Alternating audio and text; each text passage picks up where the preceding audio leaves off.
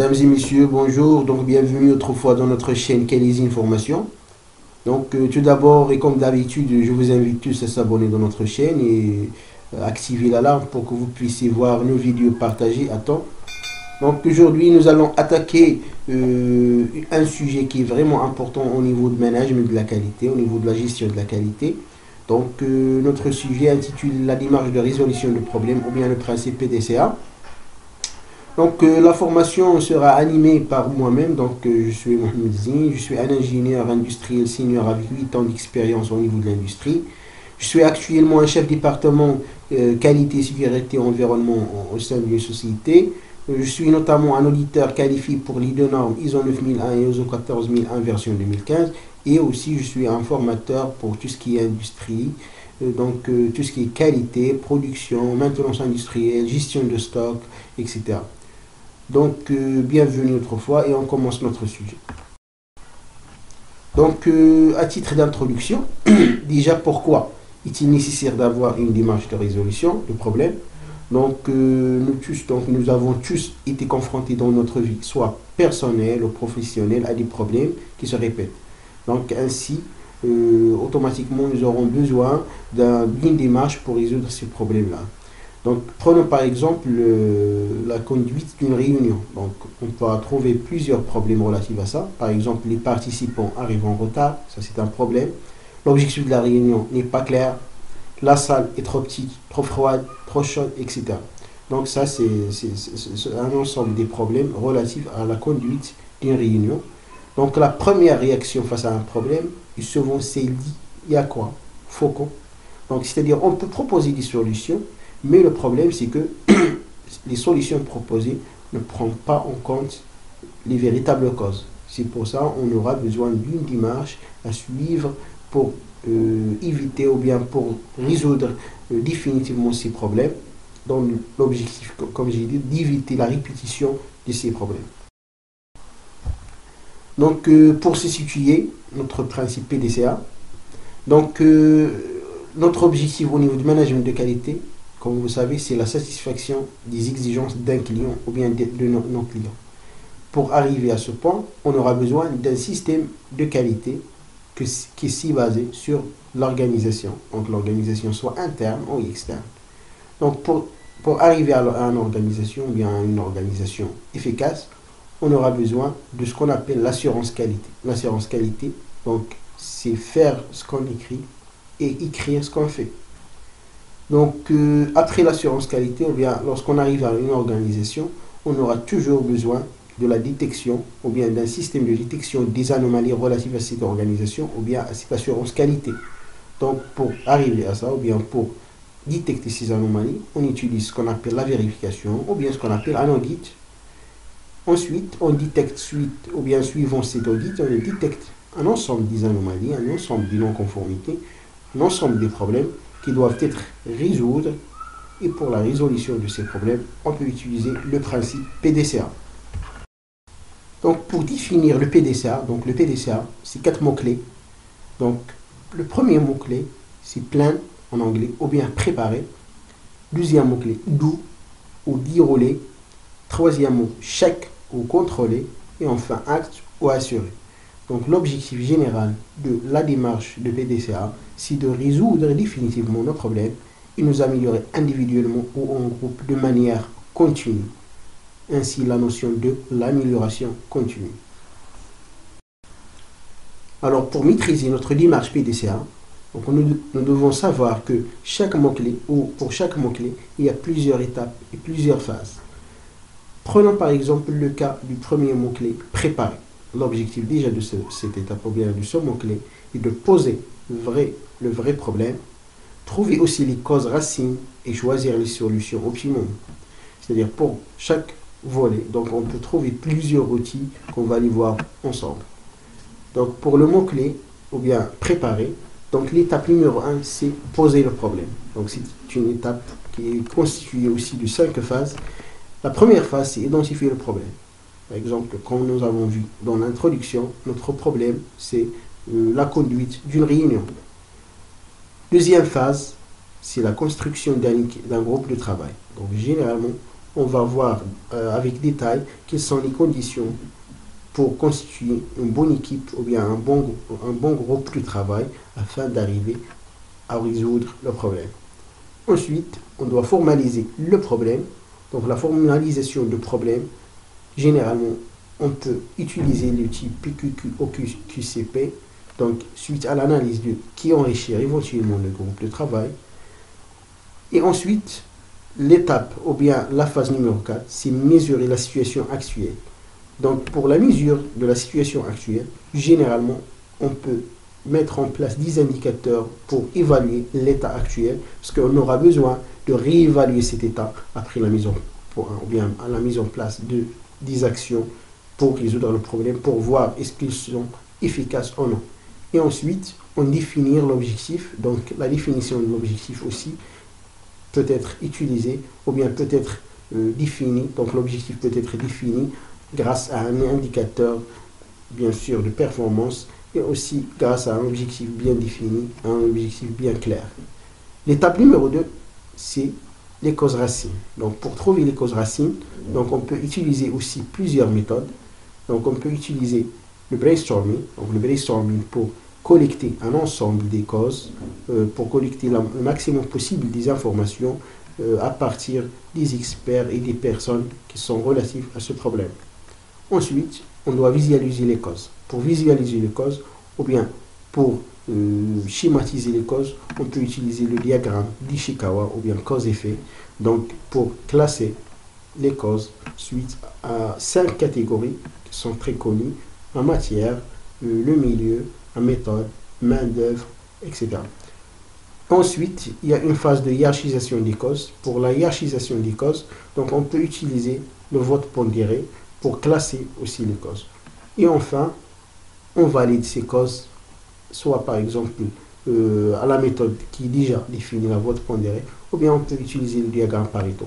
Pour ces outils-là, vous allez trouver dans notre chaîne, pour chaque outil, une formation bien détaillée de la démarche de cet outil. Et ensuite, pour l'étape numéro 3, donc c'est le choix des solutions optimales. Donc cette étape aussi, il se constitue de 2 phases.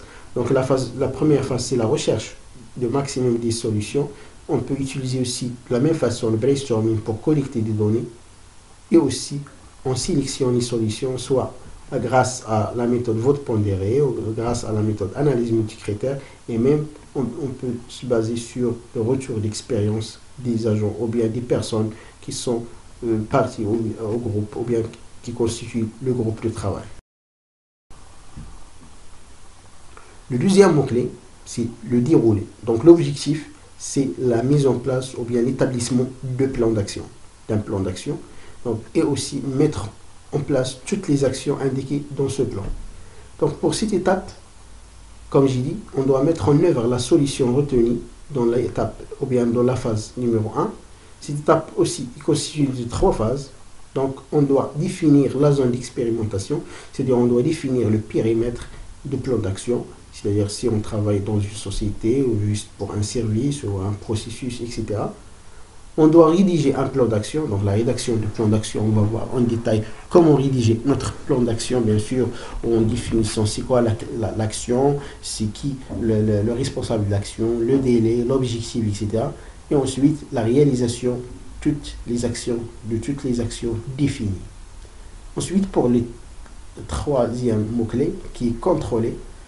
Donc cette phase aussi, ou bien cette étape aussi, il y a des objectifs. C'est la vérification que les actions mises en place sont efficaces. C'est-à-dire, on a mis dans l'étape, ou bien de le mot-clé, dérouler un ensemble des actions. Maintenant, on arrive à vérifier est-ce que ces actions sont efficaces ou non. Donc, on peut voir ça, bien sûr, en se basant sur la mesure des résultats ou bien la mesure des indicateurs qui sont définis dans les phases qui sont déjà précédentes. Et voilà, pour comparer la situation initiale avec la situation actuelle après la mise en place de ces actions. Et quatrièmement, le mot-clé assuré.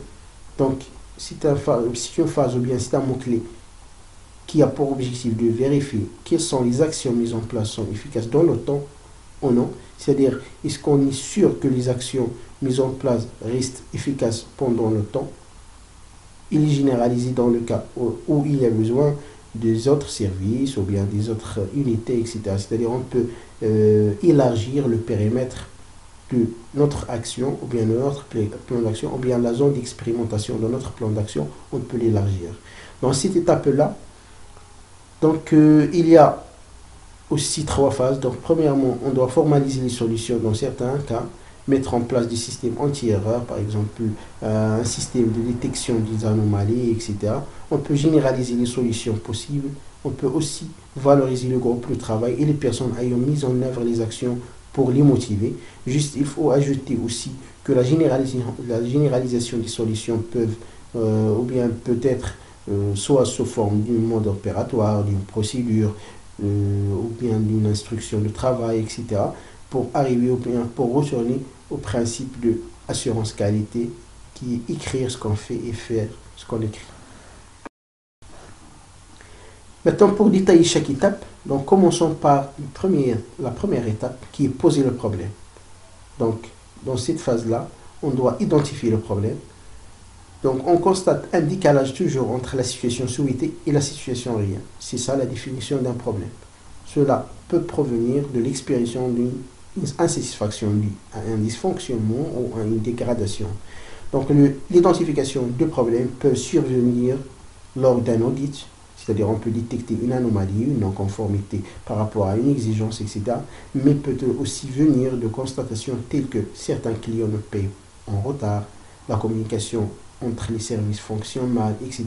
C'est-à-dire on peut résumer ça que la détection ou bien l'identification de problèmes peuvent être soit en interne, par exemple la détection grâce à un audit interne, ou bien à une vérification, ou bien à un besoin d'amélioration, ou bien en externe, grâce à une réclamation du client, à une non-satisfaction du client par rapport à une exigence, etc.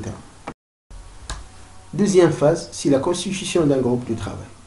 Déjà, pourquoi constituer un groupe de travail? Parce que la mise en commun des compétences et des expériences de plusieurs personnes permettent une efficacité maximum dans la résolution du problème. Parce que pour mettre ou bien pour utiliser notre brainstorming, on aura besoin des personnes qui ont assez d'expérience, qui ont ou bien qui ont en relation directe ou indirecte avec notre problème pour nous aider à résoudre et à mettre et à proposer des actions et des solutions. Généralement, il y a plusieurs consignes au niveau de la constitution du groupe.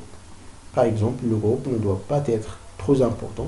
Il faut généralement ne pas dépasser 6 à 7 personnes, car sinon cela ralentit considérablement la résolution du problème.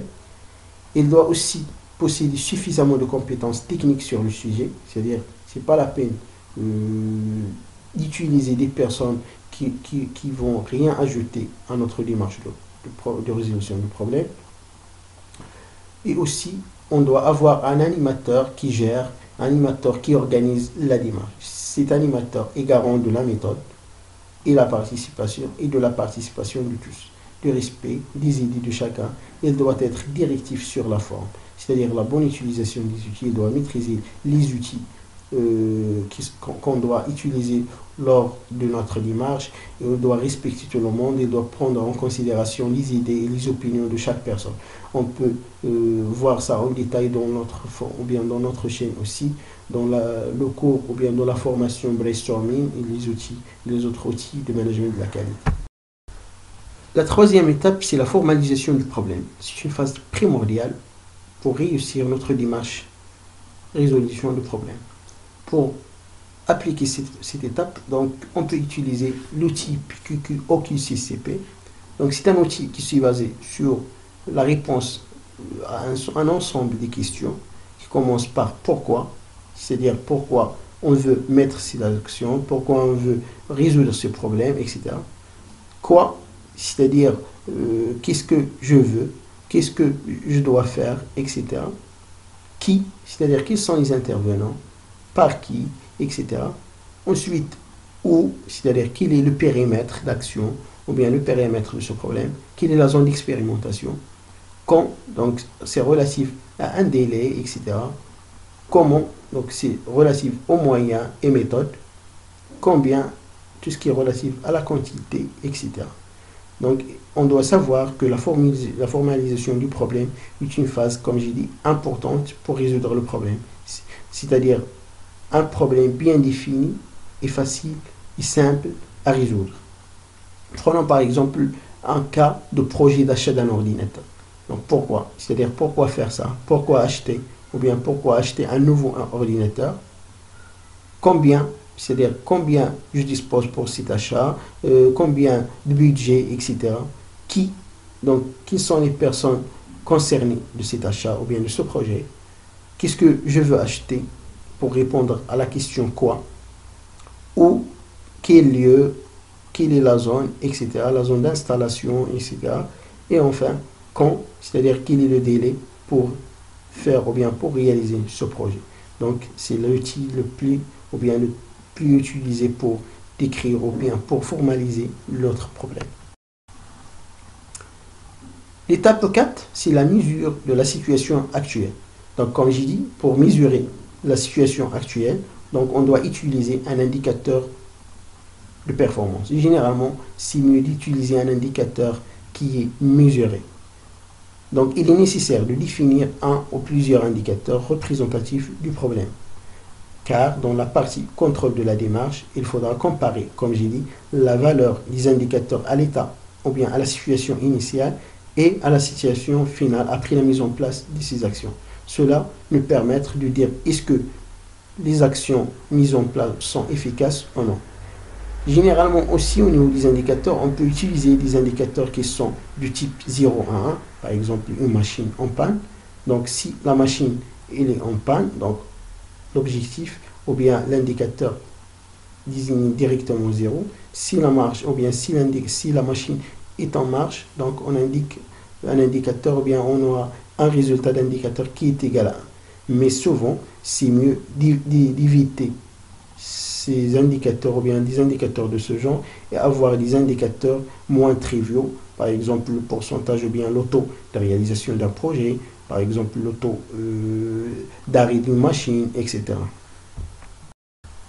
Donc après le choix des indicateurs de performance, on doit définir un objectif. Donc un objectif, premièrement, on doit le définir à partir d'une phrase bien compréhensible, ainsi par une valeur à atteindre relative à un indicateur ou bien aux indicateurs qui sont déjà choisis dans l'étape 4.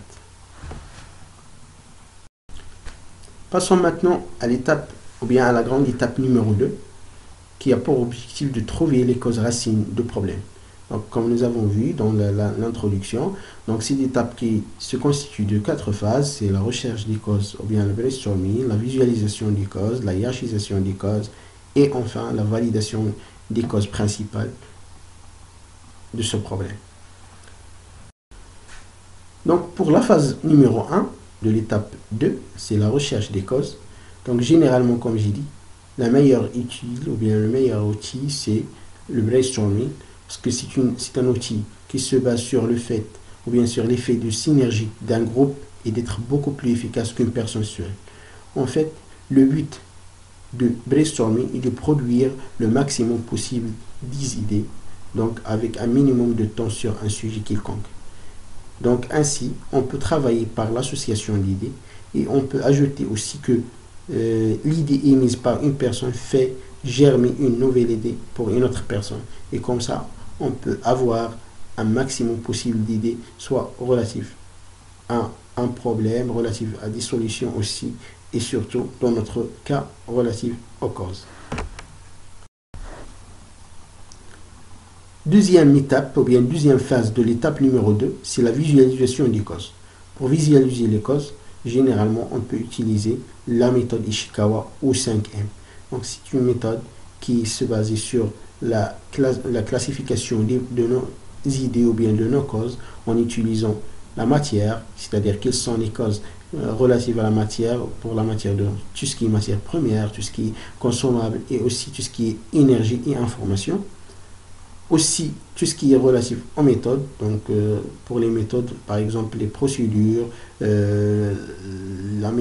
modes opératoires, les modes d'emploi, etc.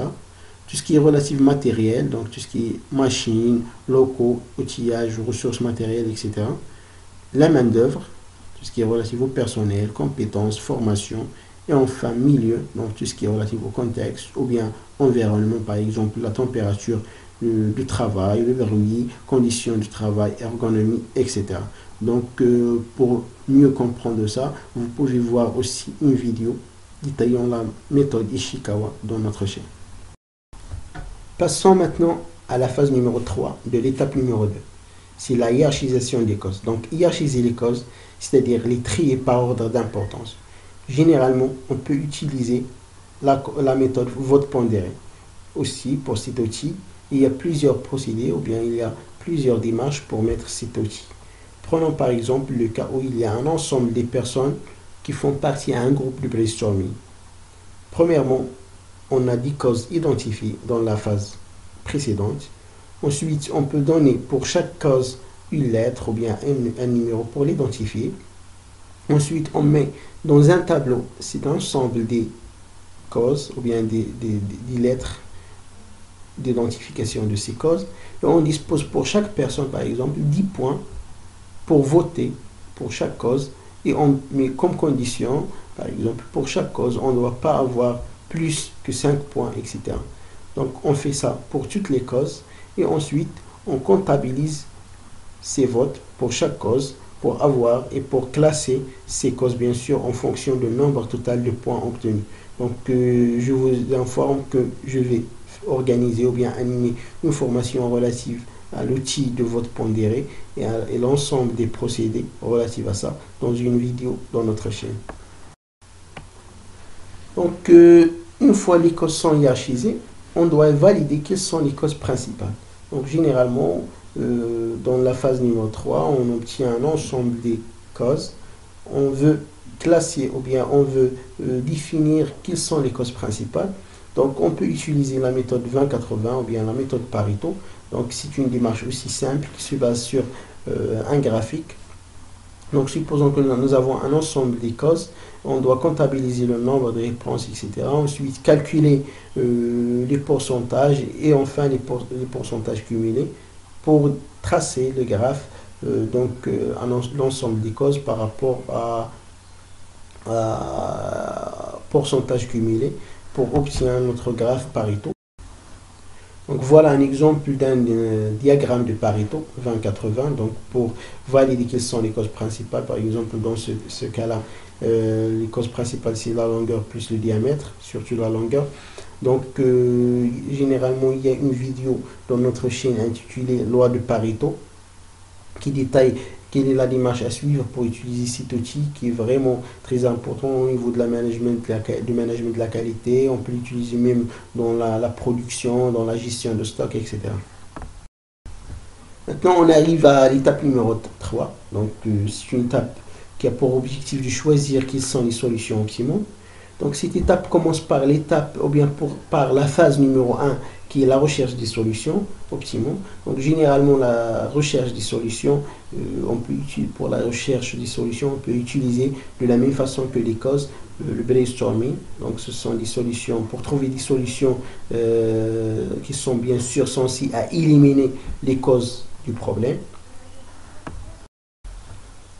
Donc la phase numéro 2 de l'étape numéro 3, c'est la sélection des solutions. Donc pour sélectionner les solutions, on doit définir tout d'abord quels sont les critères de choix de ces solutions. Parce qu'on pourra avoir par exemple des solutions ou bien des critères relatifs à l'efficacité, relatifs au coût, relatifs à la qualité, à la rapidité, etc. Et ensuite, pour sélectionner ces solutions, on utilise de la même façon que les causes aussi le brainstorming. Ainsi, on classe ces solutions grâce à un vote pondéré qu'on a vu aussi déjà dans le cas de la sélection ou bien de la hiérarchisation des causes. L'étape numéro 3, c'est la mise en œuvre de la solution retenue. C'est-à-dire, dès qu'on choisit les solutions optimales, on doit mettre en place ou bien on doit mettre ces solutions sur terrain. Donc la première phase relative à cette étape, c'est la définition de la zone d'expérimentation qui consiste, comme nous avons vu, à définir qui est le périmètre, est-ce qu'il y a juste relatif à un service, relatif à un processus, relatif à tout l'organisme, relatif aussi à des autres parties prenantes ou bien parties intéressées, etc. Donc il vaut mieux éviter les secteurs où doit intervenir des changements importants tels que restructuration, déménagement, etc. Et ensuite, la rédaction d'un plan d'action. Donc, comme j'ai dit, la rédaction d'un plan d'action. Donc, on doit définir c'est quoi l'action, qui est le responsable de l'action, l'objectif de cette action, quel est le délai de la mise en place de l'action et comment définir ou bien comment savoir l'efficacité de ce plan d'action. Donc voilà un exemple des outils utilisés pour la rédaction d'un plan d'action. Donc on peut utiliser le diagramme de Gantt ou de PERT dans la gestion de projet. Donc c'est un diagramme très simple. Son objectif c'est de définir pour chaque action quelle est la durée, quel est le temps de lancement, quel est le temps de fin de chaque action, etc. Donc ensuite, dès que le plan d'action est rédigé, on doit réaliser ces actions définies. Donc la réalisation de ces actions, donc nous avons vu que pour chaque action, on a défini un pilote ou bien un responsable. Donc ce pilote-là doit aussi définir quelles sont les ressources nécessaires, donc des ressources matérielles, des ressources humaines, des ressources même financières pour élaborer ou bien pour réaliser ces actions. Et généralement, pour réussir les actions, donc il est recommandé d'expliquer à l'ensemble du personnel la démarche ou bien le déroulement, comment va se dérouler pour réaliser ces actions et quel est le secteur ou bien le périmètre de ces actions. Maintenant, on arrive à l'étape numéro 5 qui consiste à mesurer les résultats de la situation, bien des solutions mises en place et le comparer à la situation initiale. Donc nous avons vu que dans l'état initial, nous avons choisi des indicateurs de performance et nous avons calculé ces indicateurs de performance. Ensuite, pour voir est-ce que les actions mises en place sont efficaces ou non, on doit recalculer ces indicateurs et comparer les résultats par rapport aux résultats de l'état initial et par rapport à l'objectif défini. Donc, généralement, si nous avons atteint les objectifs, donc c'est bon. Dans le cas contraire, on doit revenir à chaque étape ou bien aux étapes précédentes pour savoir où il y a le problème. Par exemple, on peut détecter qu'il y a un problème au niveau d'une action qui est mal définie ou bien mal mise en place, etc. Donc nous remontons jusqu'à trouver l'étape où il y a un problème et on doit le résoudre et ensuite nous redescendons les étapes. Pour l'étape numéro 6, donc c'est assurer ou acte. Donc cette étape est certainement très importante parce que dans cette étape, on doit être sûr que les actions mises en place est efficaces à temps, est efficace dans le temps aussi. Donc cette étape est constituée de 3 phases. Donc premièrement, on doit formaliser les solutions, généraliser les solutions et valoriser le groupe de travail. Donc au niveau de l'étape numéro 6, donc la première phase c'est la formalisation des solutions. Donc la formalisation des solutions consiste à rédiger la solution dans une procédure ou dans une mode opératoire, une instruction de travail, mode d'emploi, etc. Parce que c'est une phase qui consiste à s'assurer que les actions sont efficaces dans le temps. Par exemple, en prenant le cas où il y a des clients qui paient leur facture en retard, on peut par exemple rédiger une procédure ou bien mettre en place dans un logiciel un système de détection des clients qui payent en retard avec un délai de 15 jours pour nous donner par exemple le premier rappel, au bout d'un mois pour nous donner le deuxième rappel, etc. jusqu'à par exemple 2 mois ou je ne sais pas, pour décider par exemple qu'on doit faire une visite à ce client pour voir les clients ou bien éliminer de travailler avec les clients qui sont mauvais payeurs. Donc voilà un exemple d'une procédure pour gérer les clients qui payent en retard. Deuxièmement, généraliser les solutions si possible.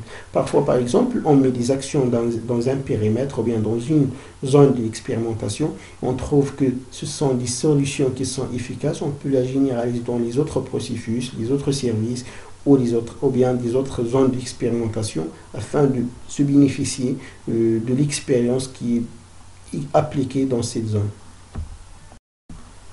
Et enfin, pour réussir, on doit toujours valoriser et reconnaître les personnes pour les motiver afin de mettre ou bien de suivre la démarche pour chaque problème et afin de l'évolution et la motivation du groupe de travail dans le sens de l'amélioration continue.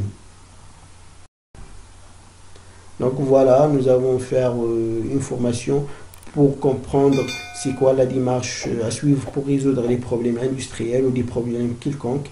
Donc c'est un principe, comme j'ai dit, qui s'est basé sur le PDCA, donc qu'on peut l'appliquer soit dans notre vie personnelle ou dans notre vie professionnelle pour résoudre n'importe quel problème quelconque. Donc vers la fin, je vous remercie tous et je vous invite autrefois à s'abonner dans notre chaîne afin de nous encourager à faire des autres formations dans des différents thèmes. Et merci.